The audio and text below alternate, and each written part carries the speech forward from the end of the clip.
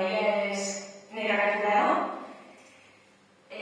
madre de 2 hijos, licenciada en Ciencias Económicas, licenciada también en Ciencias Actuariales y Financieras, licenciada en Psicología Clínica, máster en Hacienda y Administración Pública, Stage en Asuntos Sociales en el Consejo de Europa, en Estrasburgo, Stage de Políticas Públicas en la Comisión de la Unión Europea en Bruselas. También técnico funcionario del Gobierno vasco desde 1982 hasta el año 2007. Desde 1988 hasta el 2007 también desempeñó el puesto de técnico responsable del área de planificación económica. Aparte ha impartido conferencias y cursos en la UPV, en la Universidad Pública Vasca, en la Universidad Pública de Ramón, también en la Universidad de Deusto, en la Universidad Pública de Navarra, en la Universidad de Llano, la Universidad Autónoma de Madrid y a nivel internacional en la Universidad Autónoma de México, la Universidad de La Habana, la Universidad Indígena de Chile y en la Universidad de Casasdorf, en Alemania. Como miembro de la plataforma por los derechos sociales de cáncer y del movimiento feminista, ha dado conferencias en todos la carrera. También ha aplicado más de 20 libros como Casas políticas muy iguales y vamos a citar también más recientes, por ejemplo, Independencia, de reivindicación histórica, análisis económica. Aquí tenemos unas muestras. Con conversaciones en la Euskal y en crisis, editada por Jiménez en 2009, lucha contra la exclusión y la feminización de la pobreza, editada por Jesús en 2009, la Euskal de Kirian, por Skakan en el año 2008, la Europa de Kirian, por Chacharapa en el año 2005, Políticas sociales para la sensibilidad ciudadana, por Luis Vicente en 2005, Política de vivienda en Euskal por Iparea de Oro en el 2003, con concierto y convenio económico, jornadas de estudio, por Eusko Euskaltzaindia en el 2002. La lucha de las mujeres en Euskal por Basasate en el año 2002 también. Y Euskal Herria, año 2000, año 2000. Historia, economía y cultura. Por pasarse en los 2000. Hoy lo que me encantaría que fuese aquí era el tema del último libro, la necesidad en estos momentos de otro modelo económico. Yo querría hacer esta Itzaldi porque también suelo alargarme mucho. Y voy a tratar de que no sea así para que haya tiempo para el debate. Querría hacerla breve y centrarme solamente en un punto, que serían las alternativas a un nuevo modelo. Pero el libro y la conferencia íntegra que yo suelo impartir va más allá porque ahora ya, en julio de 2012, pues a nadie le extraña cuando decimos que la crisis no es crisis económica, es una crisis de modelo civilizatorio, donde la economía es un elemento más, pero es crisis de la ecología, del medio ambiente, de las relaciones de género, crisis de salud, sobre todo de las enfermedades mentales. O sea, nunca se ha hablado tanto de estrés ya de los niños, de ansiedad, el suicidio está como primera causa de muerte traumática. O sea, estamos en crisis alimentaria, crisis energética, podemos verla desde todas las facetas, crisis cultural y sobre todo crisis ideológica. Para mí, si algo, como el ponente anterior nos hablaba de ese pegamento, ¿no?, de la partícula de Dios, aquí el pegamento que precisamente por deshacerse, desintegrarse, está produciendo que todo está ahí, es la ideología. Ideología, hemos pasado mucho tiempo, incluso desde la izquierda, rehuyendo esa palabra. Porque hablar de ideología nos sonaba más, nos sonaba, o sea, solamente el término, pero ideología es el conjunto de ideas, es el conjunto de valores por los que nos movemos, que nos hace amar, ¿Qué nos hace odiar? ¿Qué nos hace luchar? ¿O qué nos hace escondernos en casa? Eso es un conjunto de valores. Esos son unos resortes internos que la globalización, o lo que hoy se llaman mercados, o el neocapitalismo, muchos nombres para la misma cosa, ha tenido que configurarlo una.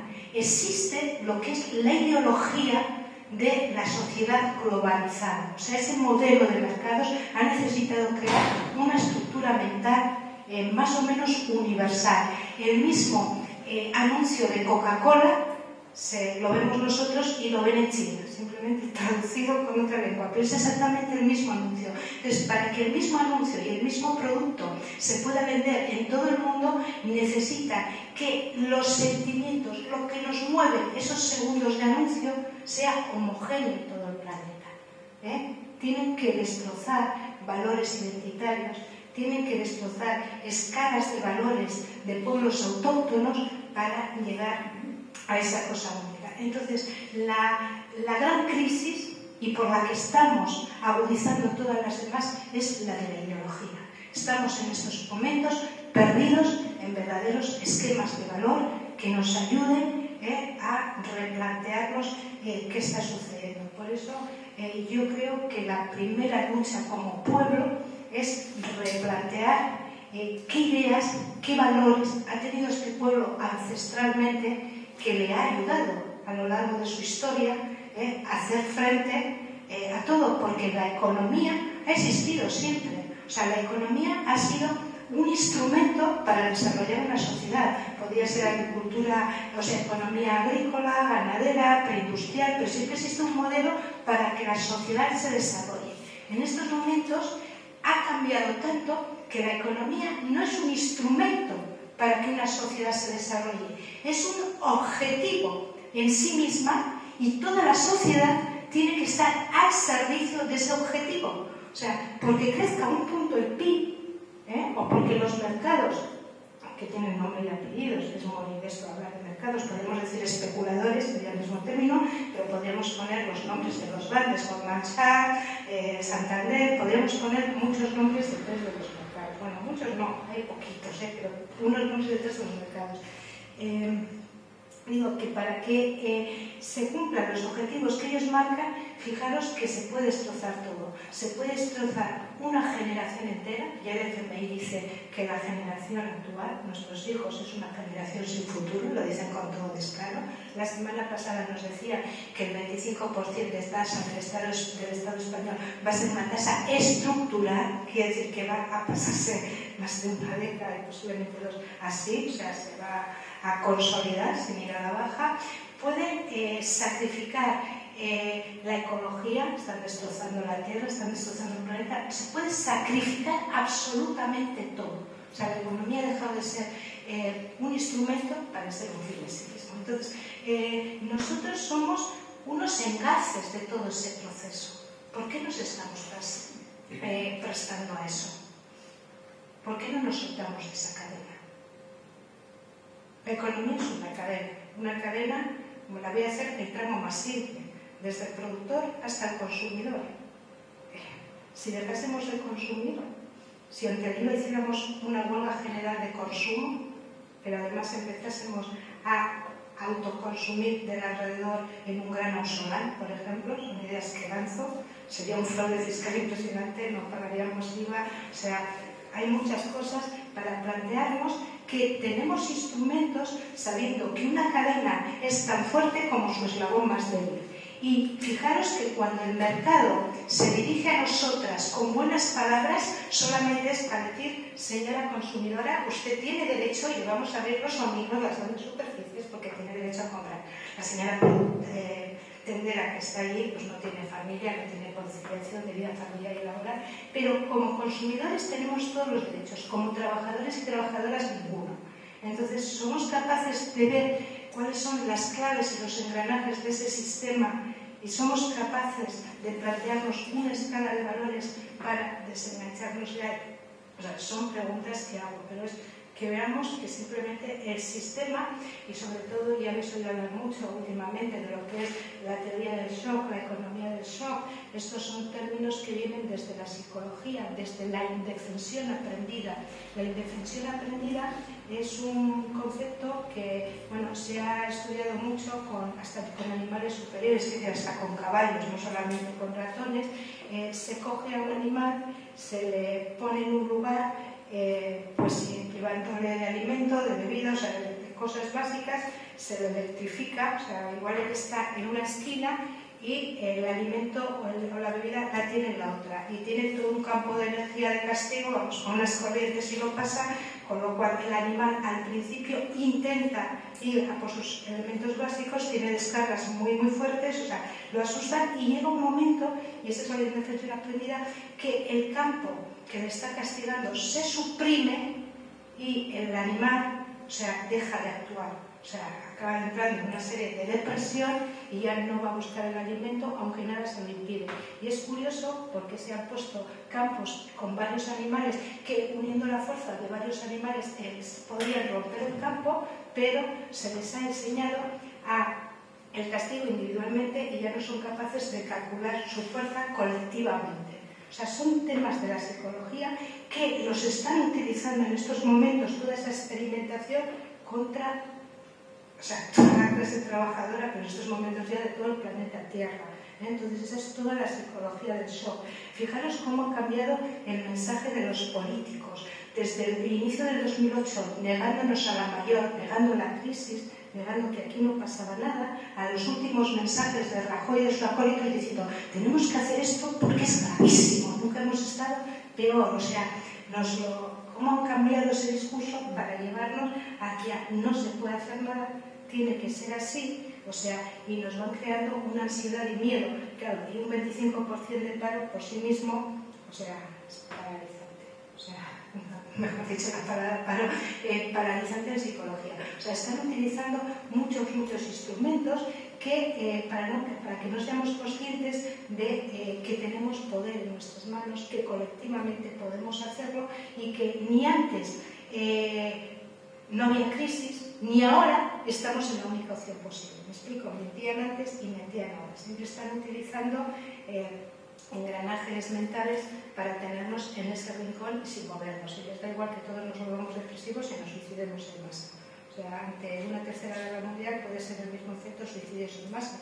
Y no estoy hablando de ninguna tontería. Hace 3 años en el Estado español saltó el primer elemento de muerte traumática, el suicidio, por encima de los accidentes de circulación y el resto de accidentes. En Euskal Herria también ya está situado en primer lugar. Grecia hace tiempo que está en primer lugar. Italia acaba de situarse ya también el suicidio en primer lugar. Y en Francia igual os suena la compañía esta eléctrica con suicidios masivos, llegaron a superar los 50 de trabajadores, no viene la eléctrica. Que estamos hablando de temas muy serios que los están controlando. Entonces, ante esto, la verdadera crisis, como digo, es la crisis ideológica. No estamos en crisis económica, esta es una frase que la llevo diciendo como hace medio año, porque, es un diseño. Entonces, es el diseño de reorganización del capital, de desmontar todo el estado del bienestar, que en el libro suelo contar, en el libro cuento que el estado del bienestar surge como una guerra de clases, que empieza con la primera gran crisis del capitalismo en la década de 1880, empieza ahí con los primeros seguros sociales de Bismarck, con 2 guerras mundiales en medio, y la Segunda Guerra Mundial es el detonante de la creación del Estado del Bienestar, pero precisamente por esa guerra de lucha de clases, porque quien detiene a los alemanes en Moscú son los rojos, los socialistas, los soviéticos, y es su ejército, el ejército rojo, el que llega hasta Berlín, por eso la Europa del Este, la Europa del Oeste, la Europa comunista o socialista y la otra. Entonces, la resistencia que había en Francia o había en Bélgica, o sea, toda la resistencia europea, porque los gobiernos entregaron el poder a Hitler, la resistencia, si veis las películas o lo que hayáis leído, eran los comunistas, los socialistas, los anarquistas. Entonces, mientras el ejército rojo ruso iba avanzando por Europa, la resistencia europea iba abriendo las puertas. Entonces, el capital tiene que hacer un pacto sin precedentes con lo que es la internacional obrera de lo que ha sido la Europa occidental. Y ese pacto es lo que hemos conocido como Estado de Bienestar, que tenía 4 pilares, están firmados, se hicieron también en la ciudad de Potsdam, junto al otro tratado de Potsdam. Un pilar era el pleno empleo. A la entrada de la Guerra Mundial se entraba directamente desde la crisis del 29, que también se alargó mucho, se entraba con hasta el 30% de paro en algunos países europeos. Entonces, el pleno empleo era el elemento más necesitado de toda la población. Entonces, el primer pilar fue ese, pleno empleo. Se hicieron unas leyes muy duras de protección al empleo y más o menos se cumplió hasta el 75. El segundo pilar fue que el Estado asumía toda la protección social que se quitaba de la caridad, de esos centros de salud de beneficencia, como el Hospital de Basurto, de Diputación, hospitales para pobres o de mecenas, ¿no? La Clínica Ledo, que es decir, que tenemos muchos vestigios que vamos viendo ahí en nuestra historia. Bueno, pues todo pasa al sector público como un derecho. Y cuando digo todo, o sea, es algo que aquí en Euskal Herria ni se ha llegado a desarrollar. Por ejemplo, la vivienda estaba dentro del estado del paquete del bienestar, que aquí no lo hemos conocido, o sea, es la sanidad, la educación, la vivienda, la protección a la familia, que aquí tampoco se ha llegado a desarrollar, o sea, la dependencia, todo eso entra en ese paquete en el año 45. Bueno, entra también una reforma de toda la participación parlamentaria, electoral de los partidos obreros, de partidos pequeños, o sea, toda una reforma democrática. Bueno, luego se ha sido un poco menos democrática, pero era el tercer pilar, a ver si os digo, la democracia, el pleno empleo, el estado de bienestar, y me queda otro. Estoy un poco y bueno, está aquí. Entonces, se plantean esos pilares, pero esos pilares yo lo que quería que entendieseis es que se da por una lucha de clases y por un momento histórico dado. Cuando ese momento histórico se rompe porque desaparece la URSS, que es realmente los que habían hecho ese bloque este-oeste, cuando desaparece el capital, ese periodo de tiempo para ellos es un paréntesis, porque las familias dominantes siguen siendo las mismas. O sea, las familias dominantes de antes de la guerra y de después del 90 son las mismas. Entonces, ahí se hace ya un gran pacto para desmontar eso. Y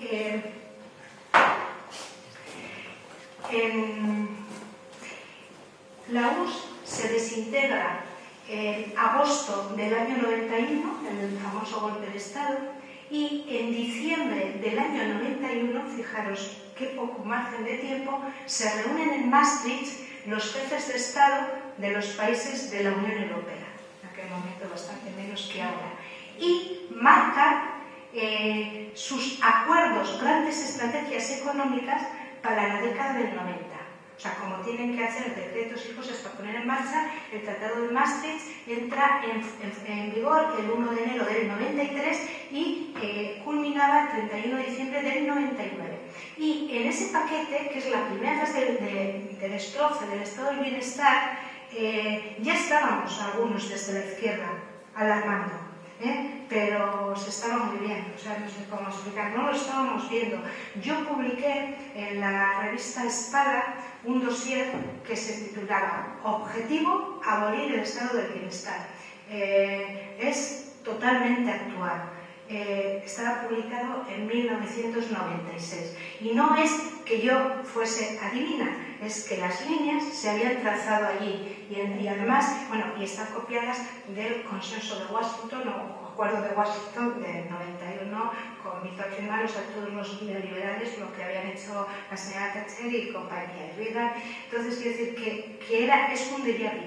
En los años 90, si os acordáis, nada más ponerse el Tratado de Maastricht en vigor, aparecieron las grandes reformas del desempleo, los grandes decretazos del 94, aparece el Tratado de Toledo del año 95 contra las pensiones, aparece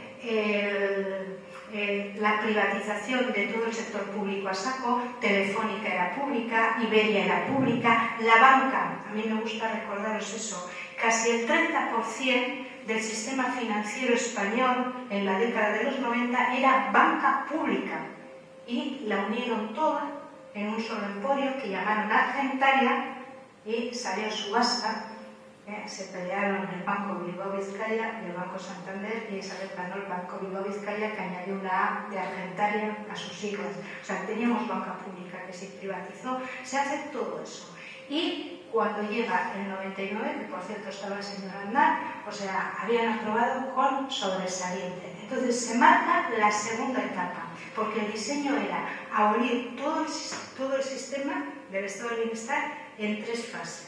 Entonces, la segunda fase está escrita, es el Tratado de Lisboa, se reúnen los jefes de Estado el día 26 de marzo, 26, 20, 29, esos 3 días en Lisboa. Fijaros que había acabado en diciembre, no pasan ni 3 meses y ya están marcando la siguiente.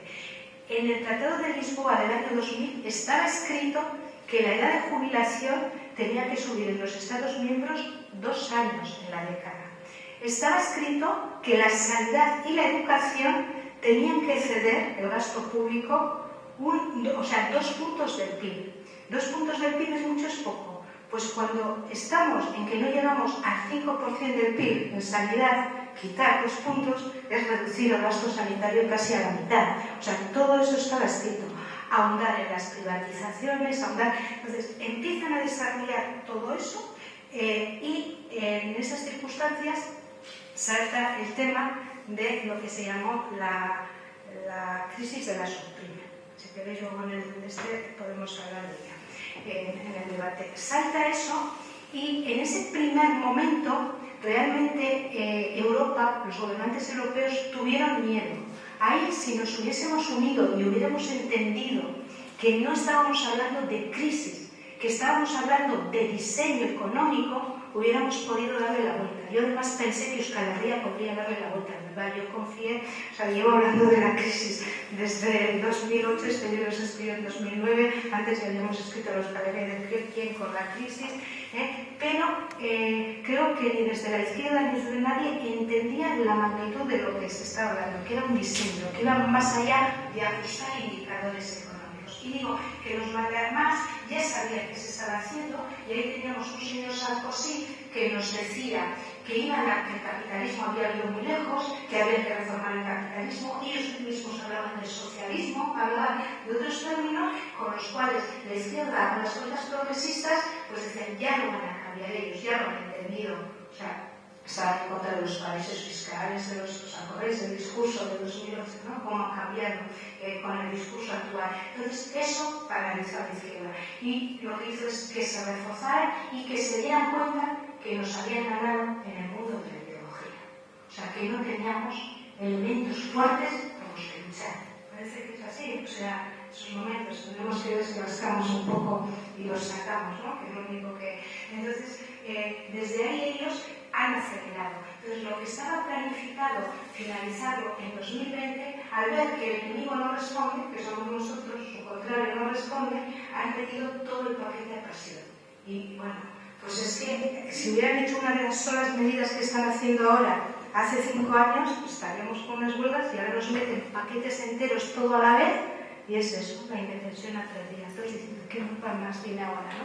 O sea, entonces, es una estrategia diseñada, eso es lo que quiero que entendáis. Y que es esa propia estrategia la que está creando toda la depresión económica. Pero a ellos les da igual porque ellos son las grandes familias que saben lo que están haciendo y es más, incluso cuando dicen la banca, o sea, la bolsa ha perdido tanto, el señor Botín desde el 2008 ha comprado un montón de acciones de su propio banco, porque que se hunda la bolsa y se hundan las acciones del Santander, tiene alguien que está comprando porque sabe a qué va a jugar después. O sea, que incluso los movimientos de la bolsa suelen estar muchas veces como dirigidos a que el pequeño inversor que le acaba engañando de su sucursal bancaria y de no sé qué, que se mete ahí, pues como no es un jugador profesional, no tiene el pulso del casino de saber aguantar porque no tiene todo ese capital detrás, pues enseguida dice, vendo, ¿entendéis? Entonces, o sea, compra caro, vende barato y esos movimientos son más acumulación de capital, además de todo lo que se va hacia ellos y que al quedar desmontado todo el sector público, queda todo en manos del sector privado. Y eso pues es como que ellos están ahora mismo esperando a esa inversión a medio y largo plazo que supone todo esto. Quiere decir que al capital sí le interesa esta situación y son ellos los que lo están planteando y analizando. Entonces, ante esto, ¿se puede hacer otro modelo económico? Por supuesto. La economía es ideología, de verdad. O sea, una familia sabe con el dinero que tiene cuando va al mercado que puede comprar carne o pescado, que tiene opción para una cosa o para otra. Y todos son opciones. En política también. Gastar en trenes de alta velocidad o gastar en hospitales es una opción política. Seguir dándole dinero a la banca o quitar las prestaciones de desempleo, o sea, quitar una parte importante, que por cierto es más del 10%, después de los 6 meses. O sea, es importante. Os digo lo del 10% porque dice, han bajado lo que hasta ahora cobran el 60% de la base reguladora, después del 6.º mes, los parados. Y con la nueva ley van a cobrar el 50%. Y hasta los locutores dicen en los telediarios, han bajado el 10%.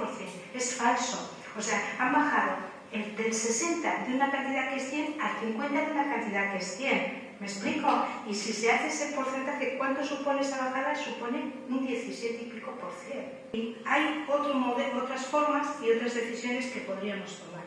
El modelo que se plantea en este libro era un modelo que durante una época, estamos hablando de socialismo identitario vasco, se trabajó mucho desde distintos lugares y yo en estos momentos he ido más allá y además de que he puesto ya cambios desde que está publicado el libro, y en estos momentos al nuevo modelo lo llamaría ecosociofeminismo, porque creo que el nuevo modelo tiene que ser forzosamente ecologista, no nos olvidemos de la crisis que hay en este momento en Amalurra. Tiene que ser socialista, pero con una redefinición y reinterpretación del término, y tiene que ser feminista. O sea, en esto coincido con la que yo llevaba diciendo hace mucho tiempo, que es que realmente cuando hablamos de crisis de valores y de ideología, todavía los valores femeninos, igual porque van unidos a la maternidad, a la tierra, o sea, siempre se ha dicho que el hombre es más competitivo, la mujer más solidaria, aunque luego cuando queremos entrar las mujeres en el mundo de los hombres podemos ser igual de competitivas o nos enseñan a serlo, pero cuando hablamos de valores, o sea, parece ser que todavía tenemos ahí ciertas cosas que podemos compartir, ¿no? O enriquecer a nuestros compañeros varones y que tienen que ser elementos claves de ese nuevo modelo. Bueno, el nuevo modelo que planteamos, ese sociofeminismo, solo estamos planteando pilares. Y cuando digo pilares, estoy hablando de una construcción que tenemos que realizar todos y todas las personas que compartamos este espacio, o sea, todas las personas de Euskal Herria. Por tanto, no puede venir dirigido desde la intelectualidad. Huir de mí, huir de cualquier intelectual que os quiera decir este modelo es así, así, así, así, y os lo dé cerrado. Lo único que podemos deciros es, pues, comparando modelos, comparando la historia económica, o sea, desde un punto de vista amplio, vemos cuáles son motores dinámicos de una sociedad. Y esos pilares tienen que estar en cualquier construcción que quiera cumplir esos objetivos. Entonces son esos pilares de los que hablamos. Luego es la propia sociedad la que tendrá que poner las paredes, que poner los compartimentos, que pintarla de rojo, de violeta, de verde, o sea, será la propia sociedad. Entonces, ese modelo, como os digo, tiene para mí 6 pilares básicos. Primero, la economía tiene que estar al servicio de las personas y de la sociedad. Jamás al revés. Y parece una frase muy simple, que no dice nada, pero define en sí el envoltorio de todo el modelo, porque hasta ahora es la sociedad la que está, como os decía antes, al servicio de la economía, al servicio de los mercados. Los gobiernos están al servicio de los mercados. El golpe de decreto y el seguir quitándonos todo es porque lo demandan los mercados. Estamos a ese servicio. Entonces, somos los y las habitantes de Euskal Herria las que tenemos que determinar qué queremos, o sea, qué necesitamos. Necesitamos trenes de alta velocidad, necesitamos que nuestras empresas sigan fabricando armamento, necesitamos el modelo productivo que tenemos, necesitamos otro. ¿Qué necesitamos? ¿Qué modelo queremos? Que esté a nuestro servicio y sirva para satisfacer las necesidades de todas y todos nosotros. Ese sería el primer pilar. El segundo pilar tiene que ser forzosamente el reparto de la riqueza. Mira, ahí se está profundizando, dice, por lo menos en el discurso lo tuvo mucho Hollande, yo que me leo la prensa francesa, Hollande en las elecciones francesas. El tema del reparto de la riqueza es clave, porque la crisis es de concentración de riqueza, por lo que estalla la suprime y estalla todo. Keynes, cuando se habla del modelo keynesiano, Keynes fue ministro de Economía inglés en la época de la Gran Depresión, de la crisis del 29, y bueno, luego formó toda una escuela, además de ser el académico y tal, lo que se llama la escuela keynesiana. En aquellos momentos estuvo analizando por qué había estallado esa brutal crisis del año 29, y todos llegaron a un punto común, por diversos factores, pero con un punto común, que fue la gran concentración de la riqueza que se dio. La riqueza, cuando está en pocas manos, puede jugar al mundo como si el mundo fuera un casino, o sea, no le importa. Entonces, en estos momentos es interesante ver cómo está concentrada la riqueza a nivel mundial. Y a mediados de los 80, la riqueza, la concentración, llegó ya a superar los términos del 29. Ya había economistas críticos desde ese momento diciendo, cuidado, porque eso también es una burbuja, la de la concentración. Cuidado, porque esto va a estallar. Esto crea tal desigualdad que rompe todos los principios del capitalismo mismo. O sea, el capitalismo para crecer, para subsistir tiene que crecer indefinidamente. Para crecer tiene que producir. Para producir nos tiene que vender. Y para que nos venda nos tiene que dar un trabajo y un salario. ¿Explico? Cuando va concentrando cada vez más la riqueza, bajando los salarios, creando empleo precario y tal, se mueve en el borde de una navaja, porque ¿quién le va a comprar lo que produce? Explico, tiene que guardar mucho ese equilibrio, y ese ya lo ha roto.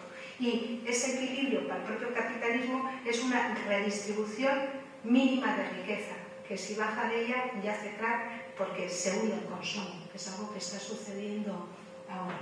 Bueno, deciros que la riqueza de Euskal Herria es la más concentrada.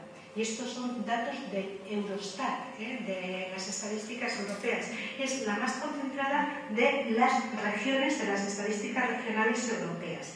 El Eurostat, el Centro de Estadística Vasca, el Instituto Vasco de Estadística, tiene una publicación, un monográfico, el número 9, es una investigación de la profesora Merche Larrañaga de Sarrico, es un trabajo de investigación de ella, y llega a las conclusiones de que la concentración de la riqueza para el momento que lo hizo, que fue para 2002-2003, estaba ya a niveles de Brasil. Vais a decir, ¿cómo la riqueza de Euskal Herria está a esos niveles? Pues os voy a dar el dato. Mirad, si cogemos el Producto Interior Bruto, o sea, la riqueza que se genera aquí en Euskal Herria, y la dividimos entre todos y cada uno de los habitantes, no trabajadores, habitantes, es un ejercicio que podéis hacer. Busquéis el PIB, busquéis los habitantes y dividís. Y nos daba, en el 2009, el último año que hemos hecho, ahora los PIB están muy provisionales, está a la baja, dará un menos porque ha bajado el PIB. Nos daba 34.500 euros por persona en Vascongadas y 34.000, casi 100 en Nafarroa. Por persona. Eso significa que una pareja con un hijo, o sea, tenía que tener más de 100.000 euros al año. Una pareja de pensionistas, 68.000 euros al año. ¿Conocéis muchos en vuestro pueblo, vuestra escalera, vuestro trabajo que cumplan eso? Pues no vais a conocer a nadie. De verdad, porque los jóvenes navarros hicieron una encuesta para verles votar y no han encontrado todo. ¿Y cómo eso va a la media? Bueno, pues porque el señor presidente del BBVA gana no sé cuántos millones de euros al año y eso entra en la media. ¿Explico? Y todo lo que está dando capital, todo eso entra en la media. Eso quiere decir, cuando la media es esa y no conoces a nadie, que está muy concentrada. ¿Explico? Que está... O sea, y el PNV lanzaba hace 2 campañas electorales que Euskal Herria se escribía con E de Escandinavia por nuestro nivel de renta per cápita. Claro que sí, pero ¿dónde está la diferencia? Pues que en Escandinavia tenían un pollo tan gordo como el de aquí, porque este era tan gordo como el de ellos, se sentaban en la mesa 4 a comer y hacían más o menos como en una cervecera. Lo partían, a uno le puede tocar un poco más de pechuga que a otro, tal, había diferencias, ¿no? Igual, pues no sé, uno tenía más fuerza, ahora el padre, no sé con qué criterio, pero bueno, nadie se moría de hambre.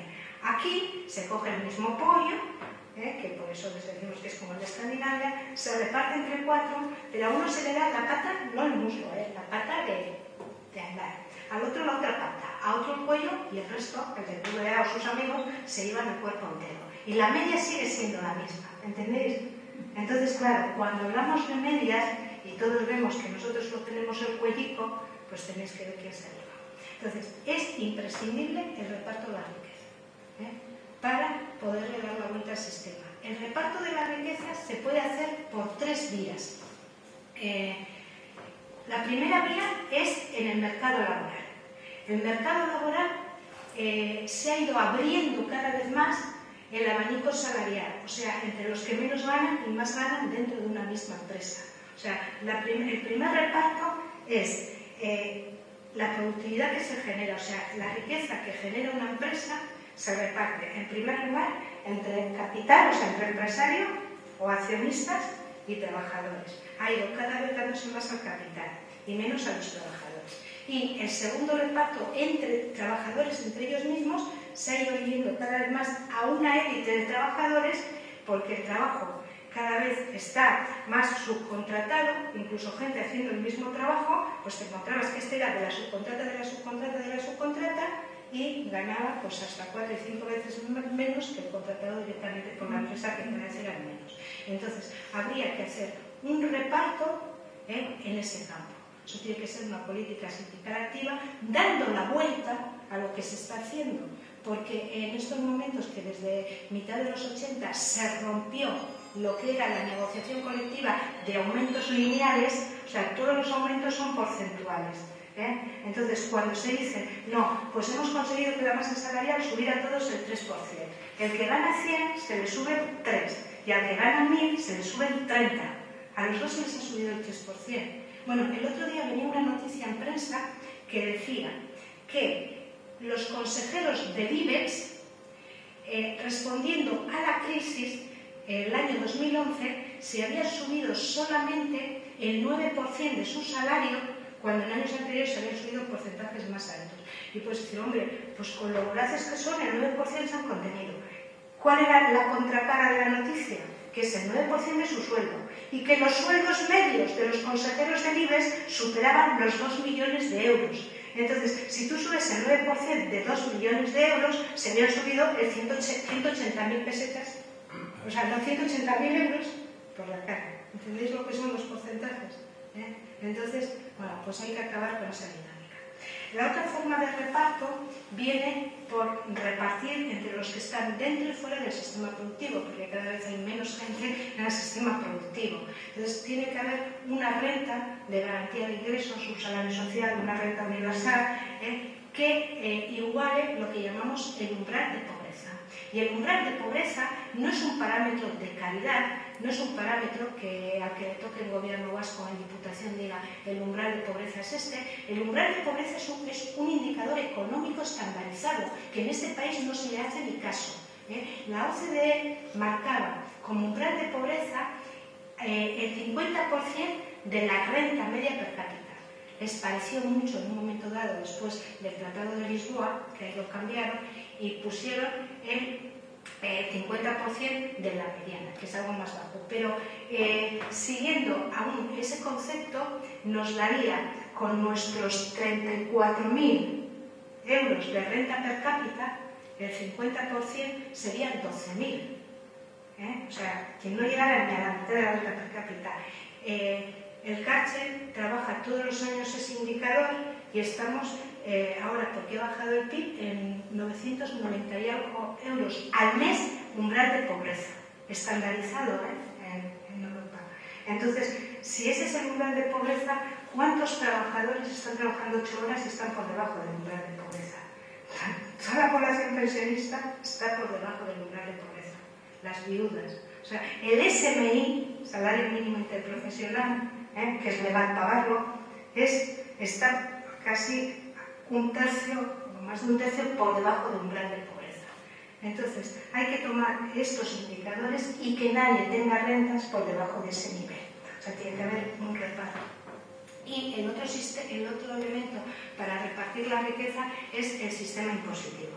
Bueno, el sistema de impuestos indirectos, que es el IVA, que aprovecho ahora que han subido el IVA, es un impuesto que es totalmente regresivo. Grava más a quien menos tiene. ¿Por qué?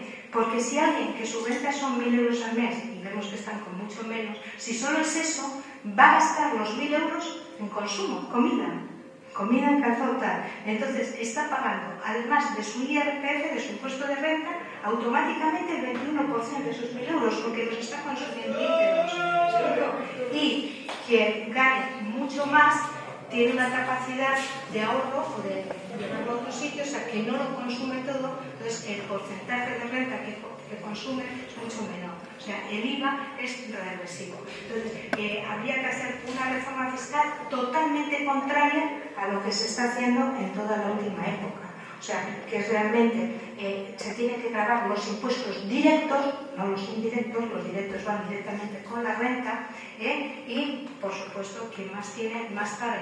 Y meter cosas que se han ido sacando. No sé si sabéis, por ejemplo, que todos los patrimonios inmobiliarios, quien tiene alquileres, quien tiene tal, o sea, tiene fijado en el 20% y además el 20% del 80% de lo que ganan, que el otro 20% queda exento. Ganen lo que ganen. O sea, si alguien tiene alquilado un piso por 1.000 euros, paga sobre 800 y paga el 20%.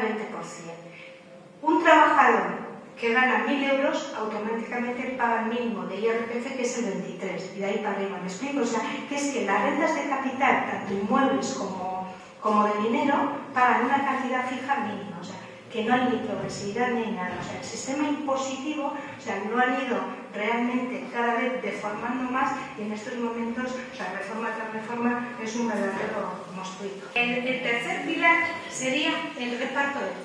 Porque el reparto del trabajo era un pilar en sí mismo en el estado del bienestar, en ese gran pacto que hubo en el 45, y es un elemento básico, porque realmente a nadie le gusta que ya, porque parece que lo de clase trabajadora, ese concepto de clases, que tenemos que retomarlo para entender la lucha, porque esto es una verdadera guerra de clases, pero es de arriba contra nosotros. Y nosotros decimos, no, la guerra de clases, la lucha de clases es algo ya pasado. Además, aquí ya no existe clase trabajadora. Bueno, pues yo, cuando esto sobre todo me lo dicen en la universidad los chavales, pero ¿ya existe clase trabajadora? Y yo les pregunto a todas y a todos ellos, pues imaginaros que ahora mismo vuestros padres me van a poner en mal plan. O sea, mueren los dos en un accidente de tráfico, que de vez en cuando sucede. O se quedan los dos sin trabajo. ¿Qué tenéis vosotras y vosotros para hacer frente a la vida en este mismo momento? Pues solo tenéis vuestro capital humano, por decirlo con una frase bonita, que eso antes le llamábamos fuerza de trabajo. Solo tenemos eso, pero démonos cuenta que tengamos la formación que tengamos, es decir, ya seamos arquitectos o la formación que sea, o ya seamos simples cajeras, pues explicándole simple lo quería decir, pues solo tenemos lo que el mercado nos quiera dar si nos quiere contratar. O sea, salimos al mercado como una mercancía y ellos ponen el precio y ellos deciden si nos contratan o no nos contratan. Seamos conscientes de ello. O sea, entonces el trabajo en una sociedad en la que todos hemos perdido otras formas de vida, no somos grandes terratenientes, no podemos vivir o no tenemos capitales que nos ven dividiendo todos los meses para sobrevivir, el trabajo tiene que ser el elemento clave. Y pensar que el derecho al trabajo tiene que ser el derecho, o sea, un derecho de los más universales. O sea, no podemos acostarnos con la conciencia tranquila viendo las tasas de desempleo que hay y lo que supone, porque supone privarle a la gente del elemento para vivir cada día. Entonces, con ese reparto, desde un modelo feminista, nos tenemos que plantear qué es el trabajo. El trabajo no es lo mismo que el empleo. El empleo es el concepto que se ha acuñado en la economía, que es aquello por lo que te dan un salario. Eso es empleo. El trabajo es más amplio. Una parte es empleo y otra no, porque no nos dan un salario.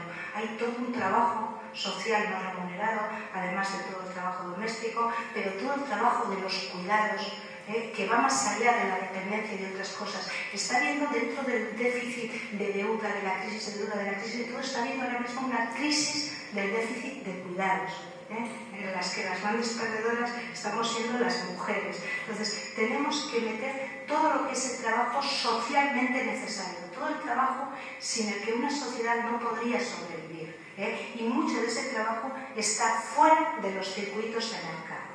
Entonces, tenemos que reconceptualizar el término trabajo y tiene que haber un reparto real de todo el trabajo necesario en esa sociedad. Hace poco, unos sindicalistas me decían en el debate, pero hablar en estos momentos del reparto del trabajo es utópico. Es utópico porque las cadenas de producción, los modelos de producción ya han roto todos los esquemas de horas. Igual tú si planteas 35 horas a la semana de reparto o 32 o las que sean, pues la cadena de producción ya no puede funcionar porque está hecha a unos relevos, una serie de cosas o las grandes centros comerciales o tal. No es utópico.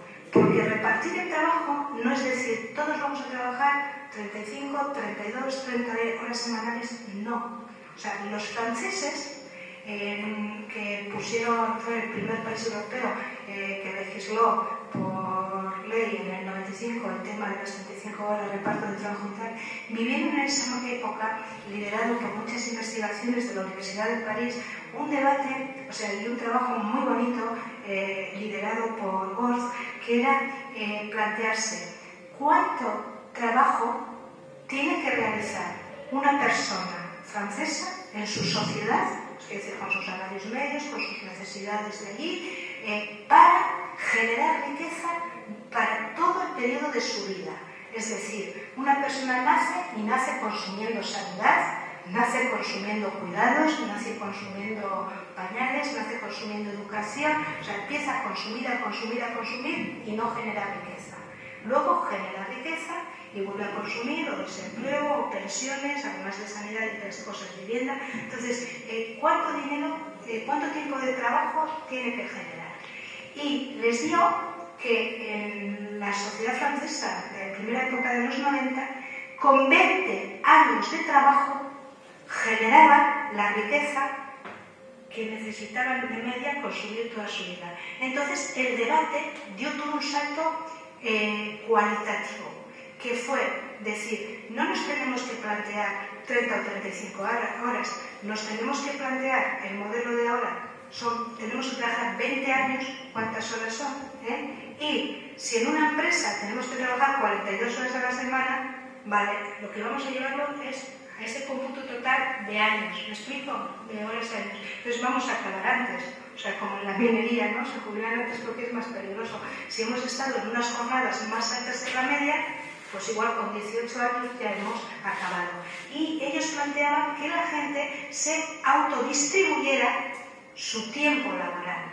Y esto generaría una riqueza colectiva y además ayudaría a compaginar realmente la vida familiar y laboral, porque cuando se tenía un hijo podía haber un paro de los dos miembros de la pareja, porque ¿quién se coge la excedencia? Tú, yo, tal.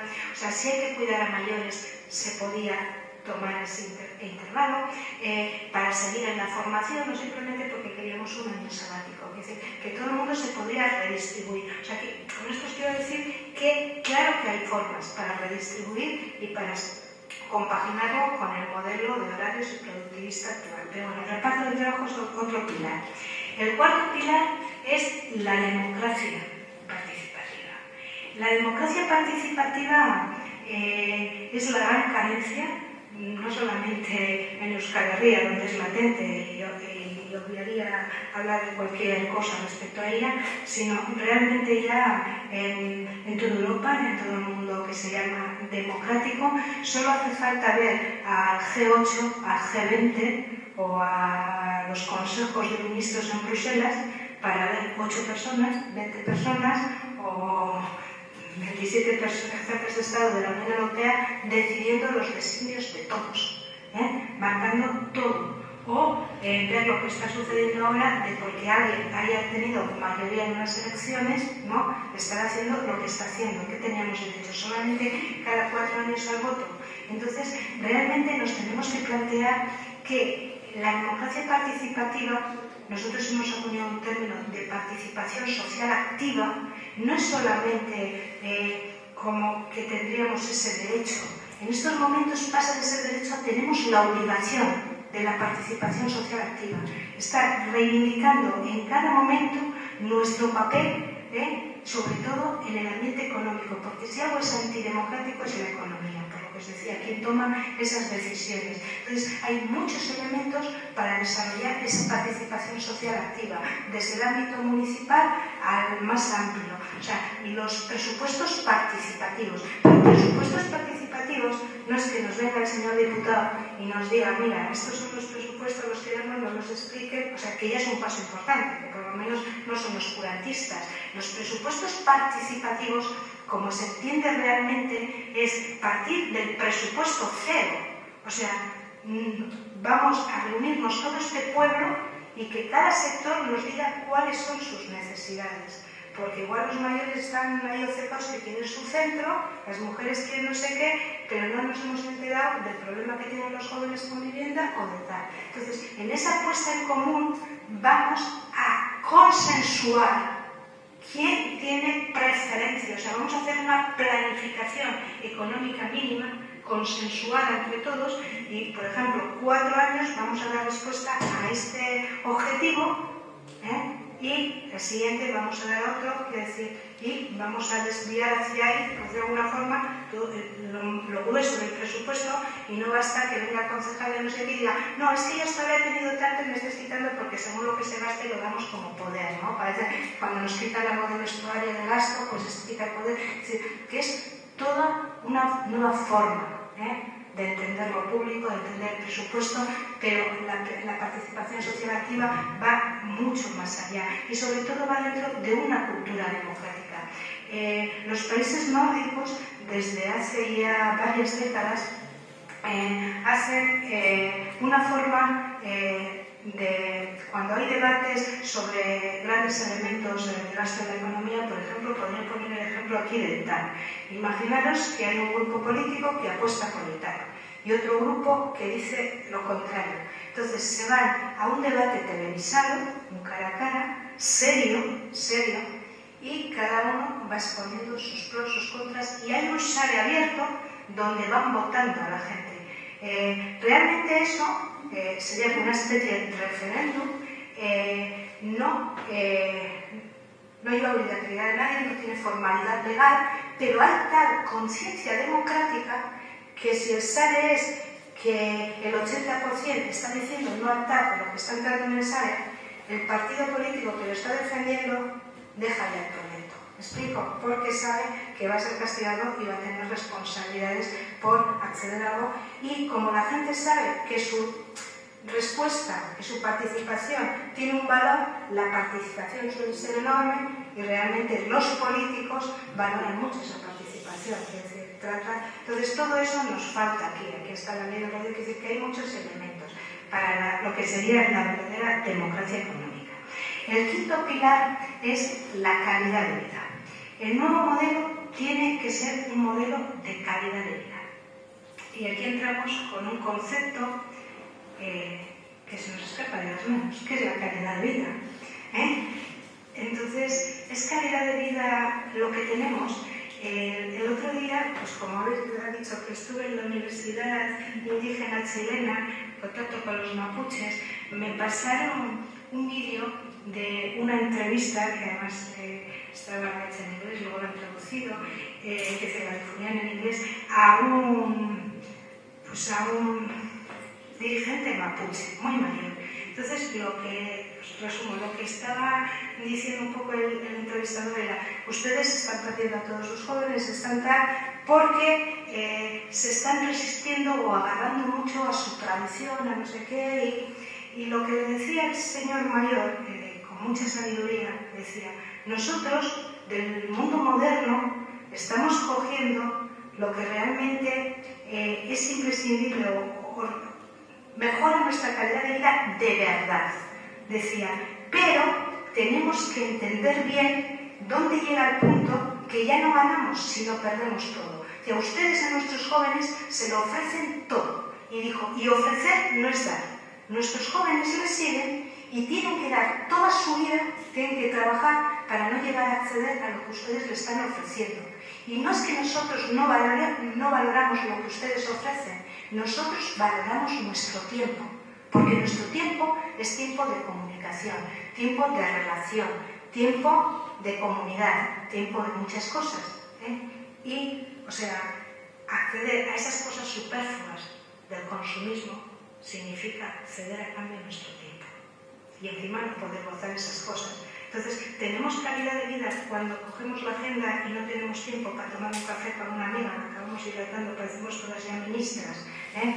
Tenemos calidad de vida con esta angustia, estamos todo el día hablando ya, pues eso, de ansiedad, de estrés, o sea, ¿qué es la calidad de vida? Mi abuela decía una frase: no es más rico el que más tiene, sino el que menos necesita. Entonces, igual, empezamos a plantearnos la calidad de vida desde el punto de las necesidades. ¿Qué necesidades tenemos nosotros para sentirnos bien? Pero no solamente necesidades materiales, vayamos más allá. Pongamos sobre los debates las necesidades psiquicoafectivas, que no las estamos poniendo a la izquierda. Reunimos siempre a esos términos.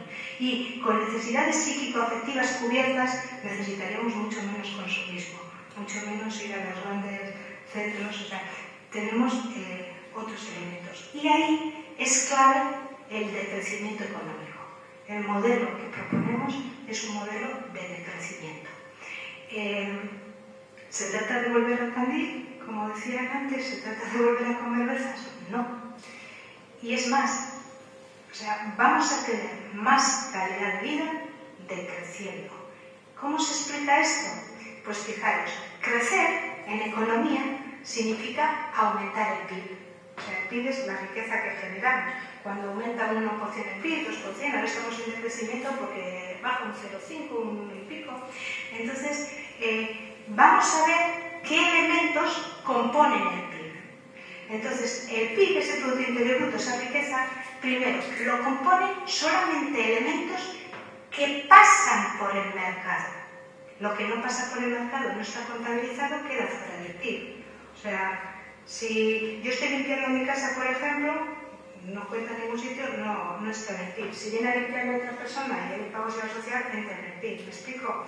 O si yo estoy dando una clase particular voluntariamente, no entra en el PIB. Pero si alguien está cotizando dentro del sistema, entra en el PIB. O sea, primero, solo entra lo que entra en el PIB. Os voy a hablar de qué entra en el PIB. Si este pueblo tiene unas carreteras horribles y salís de fin de semana, puede haber muchos accidentes. El PIB de este pueblo crece, porque crece el gasto en chapistería, crece el gasto de ambulancias, sanitario, hasta de flores, y puede ser que de funerarias. O sea, cuanto peores sean vuestras carreteras, os aseguro que más va a crecer vuestro PIB. Desde el pueblo de Alor, si tiene muy buenas carreteras, ese PIB no se va a mover. En ese punto no crece. ¿Quién tiene mejor calidad de vida? Si ahora mismo en Urdaibai sucediera el desastre de otro Prestige, ¿veréis cómo crecería el PIB? Porque lo que se iban a gastar en limpiar o en intentar recuperar el medio ambiente y tal, o sea, eso crecía el PIB. Si no hay desastre, no crece el PIB, pero ¿qué tiene mayor calidad de vida? Si nos ponemos a darle a las armas, vamos a hacer armas como hacen los americanos, para ver si tiramos a la economía, crece nuestro PIB. La inestabilidad del planeta y nuestra calidad de vida unida a ella también se deteriora mucho. Entonces, cuando entendemos qué compone el PIB, que es como un juego de tente, donde vamos incorporando muchas piezas, somos tan suficientemente inteligentes para saber que desmontar el PIB, bajar el PIB, es quitar las piezas que están haciendo un mundo más inseguro. ¿Explico? Y está subiendo el PIB. Entonces, bajar el PIB nos puede dar mayor calidad de vida. Porque en el PIB, o sea, no entra todo aquello por lo que merece la pena vivir la vida. Y no está invertido. Entonces, realmente necesitamos de crecer y de crecer con inteligencia, entendiendo muy bien la economía y las relaciones económicas. El sexto pilar es el pilar de la solidaridad. Cualquier modelo económico tiene que ser un modelo totalmente solidario. Y necesitamos solidaridad por dos vías. Primero, solidaridad con nuestras hijas y con nuestras nietas. O sea, yo no os voy a hablar de solidaridad no sé con quién. O sea, no estamos siendo nada solidarios y solidarias con las generaciones que están llegando y estarán por llegar en Euskal Herria. Y os voy a decir esto con números. La solidaridad se mide con la huella ecológica. ¿Cuánta Euskal Herria estamos destrozando, nos estamos comiendo, o estamos utilizando para nuestro nivel de vida actual? Bueno, pues estamos utilizando unas cuantas Euskal Herrias. Entre lo que consumimos, porque lo traemos del exterior, las basuras que exportamos, tal. Pero no solamente es eso, que parece no lo vemos. Bueno, por ahí lo que estamos pisando y hollando es tierra de otros. ¿Sabemos lo que hemos hecho con Euskal Herria en los últimos decenios? Yo vi un informe, bueno, está publicado, que lo podéis ver cualquiera, pero para mí fue un flash muy fuerte. Fue un informe del Ministerio de Medio Ambiente español, digo eso porque el gobierno vasco no saca informes de este tipo, en el que en el año, creo que era 2006 o 2007, el informe hacía referencia al porcentaje de encementación de suelo que habían hecho todas las comunidades autónomas del Estado español entre el año 87 y 2005. Cogía 87 y 2005 y qué porcentaje habían encementado las comunidades. La que estaba en cabeza era la comunidad autónoma vasca. Y podéis decir, no, si por kilómetros cuadrados Levante ha encementado más, que tenía más extensión. Habíamos consumido el 14,5% de nuestro suelo en ese periodo. Pero si se llega a realizar el TAP, si se concluye, para realizar el TAP no es solamente la obra en sí, están todas las escombreras, están las cementeras, o sea, todo lo que están cogiendo de canteras, los márgenes, todos los estudios hechos desde la Universidad del País Vasco por distintas personas que han estado trabajando, dando información sobre esto, están hablando de que se va a acabar utilizando otro 14% del terreno, y encima terrenos agrícolas buenos incorporados ahí. Entonces, fijaros qué significa esto. Una sola generación, contando el dato que nos daba el Ministerio, más contando este destrozo del TAP, va a consumir el 28,5% de todo el terreno de Euskal Herria. Una sola generación. 4 generaciones como nosotros y han destrozado Euskal Herria. Esto une con el anterior, que el decrecimiento se nos impone solamente por poder dejar a nuestras hijas y nuestras nietas, o sea, algo de lo que hemos recibido. La solidaridad tiene que ser también con los otros pueblos del planeta. En elementos estamos en un consumismo bastante salvaje. En ese elemento la crisis actual es buena porque lleva a replanteárselo, aunque sea aprendiendo, como a veces se aprende de una mala enfermedad, pero nos puede llevar a pensar esos niveles de consumismo que son insostenibles. Entonces tenemos que plantearnos, pues no sé, hablamos alegremente, ¿no? Si no hay petróleo, pues los agrocombustibles. Si sabemos los agrocombustibles, lo que está suponiendo para los pueblos del planeta de expropiación de sus tierras, de compradas por las multinacionales, de poner monocultivos que están haciendo tierra arrasada, y sabemos cuánto cuesta en energía producir un litro de combustible, cuesta mucho más que un litro. O sea, que es negocio para lo que se está haciendo. O sea, entonces tenemos que ser solidarios con todo ello. Y en este punto es clave la soberanía alimentaria. En este nivel de soberanía, en este nivel de huella ecológica, nos la tenemos que replantear. Los pueblos soberanos empiezan con soberanía alimenticia. Entonces, Euskal Herria, desde los años 70, en que su sector agrícola pues, tenía un peso, en el agrícola y pesquero, el sector primario, o sea, en estos momentos es súper testimonial. Está por debajo, si bueno, las cosas que contamos ya en la Farroa, hablar de sube algo, pero aquí está muy por debajo del 1% del PIB, o sea, es totalmente residual. Entonces nos tendríamos que replantear eso en el nuevo modelo. Estos son los pilares claves. ¿Podemos hacerlos ya? Pues siento deciros que podemos empezar a hacer peleas. Podemos empezar a hacer pase foral e intentar reponer abonos, pero que los instrumentos legales de cada uno de estos pilares están exclusivamente en manos de Madrid y París, si hablamos de todos cada día. Fijaros, primer pilar, determinar el modelo económico. La economía al servicio de la sociedad. El modelo económico es competencia exclusiva del Estado español y la Constitución española dice que tenemos un modelo económico de libre mercado y lo define. La planificación económica es exclusiva competencia del Estado español. Segundo pilar, reparto de la riqueza. La riqueza son las pensiones, repartir es cómo se pagamos a los pensionistas, cómo pagamos el desempleo, cómo instalamos un salario mínimo interprofesional. Todo eso está en manos de Madrid. Relaciones laborales, relaciones de políticas de rentas, todo en manos de Madrid. Reparto del trabajo, ley laboral, manos de Madrid, no tenemos ninguna competencia laboral. Democracia, porque os voy a hablar de la gente que está juzgada por intentar hacer referéndums en sus pueblos. Relaciones internacionales, Madrid. Entonces, de ahí viene el título del libro, Independencia de reivindicación histórica a necesidad económica. Por cierto, deciros que este título lo puse en el año 97 a un trabajo de economía mío. Pero es que responde un poco a lo que os había dicho del 96 del estado del bienestar. O sea, ya se veía que necesitábamos un nuevo modelo, o sea, que hemos tenido que llegar hasta aquí para verlo un poco más claro.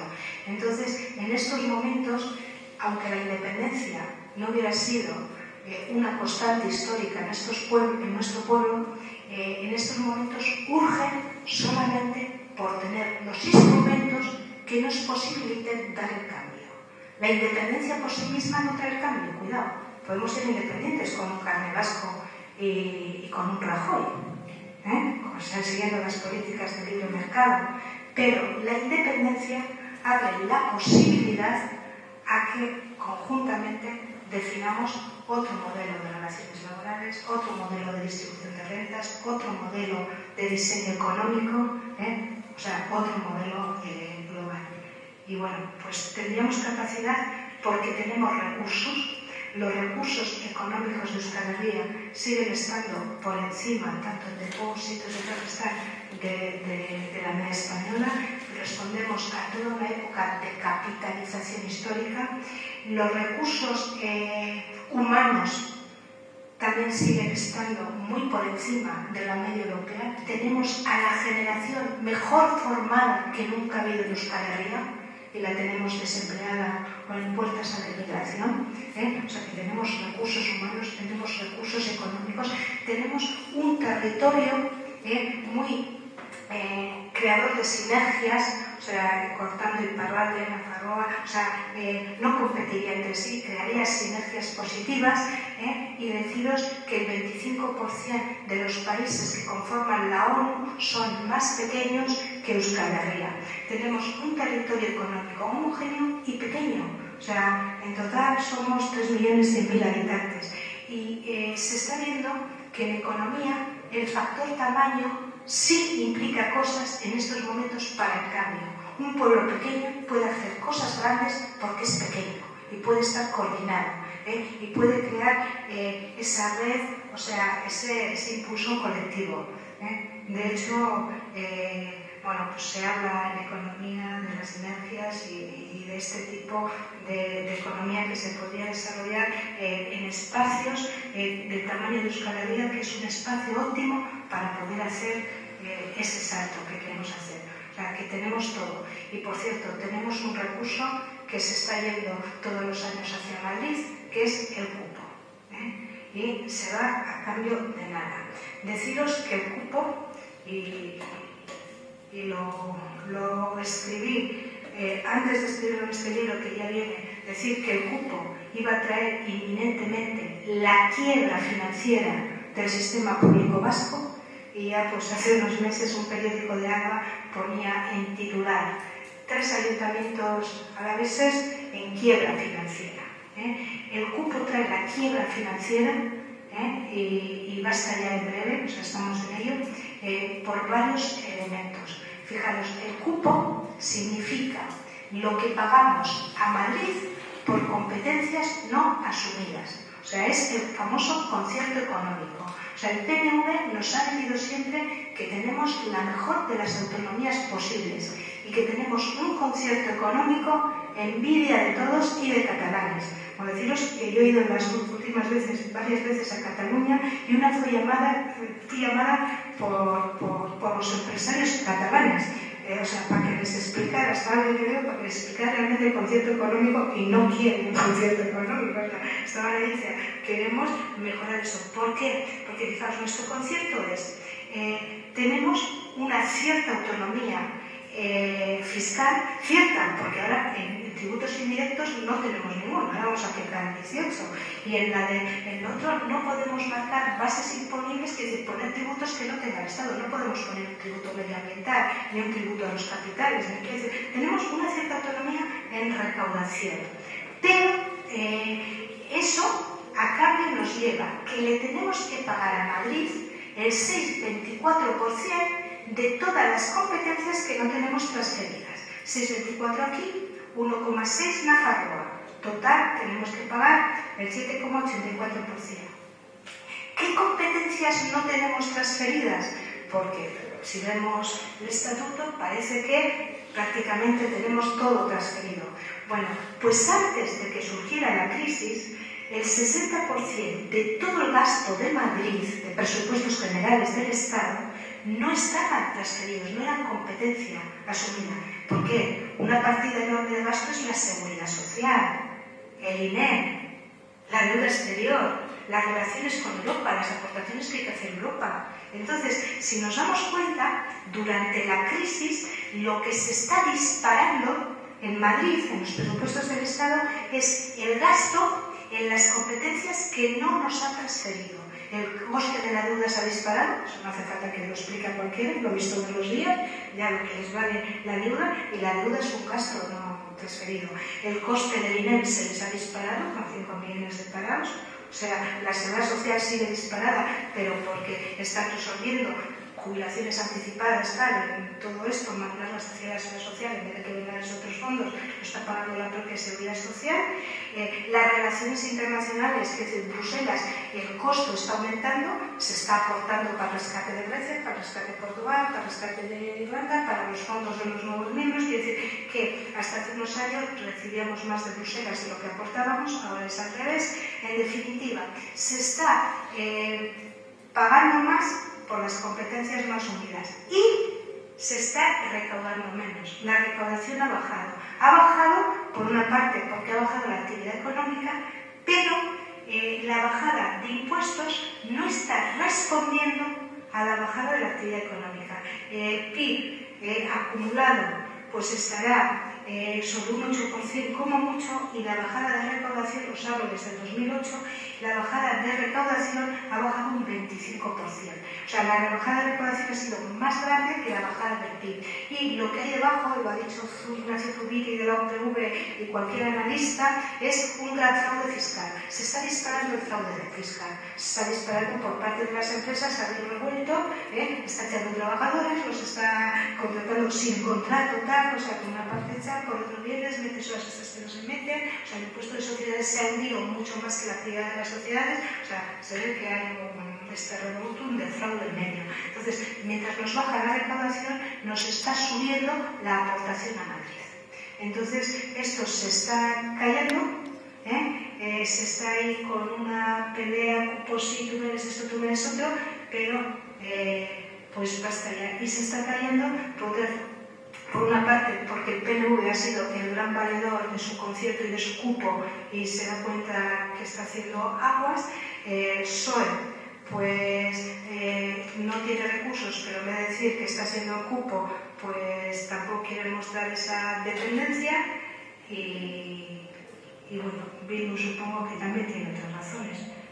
Yo he estado en Guipúzcoa y les he dicho que ha habido 2 veces en la historia lo que se ha llamado pase foral, que ha sido negarse a pagar a Madrid, porque el concierto económico viene desde la Tercera Guerra Carlista, es decir, este está desde el 81, pero el primer concierto económico de Euskal Herria, realmente que no penséis que es un logro de nadie, de ningún partido, es la pérdida de una guerra, la pérdida de una soberanía definitiva, la pérdida de la foralidad definitiva, y entonces con tributo a esa pérdida de guerra de la Tercera Guerra Carlista, Madrid, además de imponer el servicio militar, que antes vizcaínos los militares estaban exentos, además de imponer eso, impuso lo que se llamó el pago del tributo o el cupo a Madrid. Ese cupo se ha ido calculando históricamente, toda la foralidad la suspendió Franco, menos la de Álava. Álava mantuvo su foralidad como provincia leal a Franco, la mantuvo todo el periodo franquista. Álava mantuvo concierto económico, y el concierto económico que tenemos, que es del 81, ya de la nueva época, pues un poco recoge el concierto anterior y sobre todo se basa en lo que está manteniendo Álava y tal, es decir, que no penséis que es algo nuevo.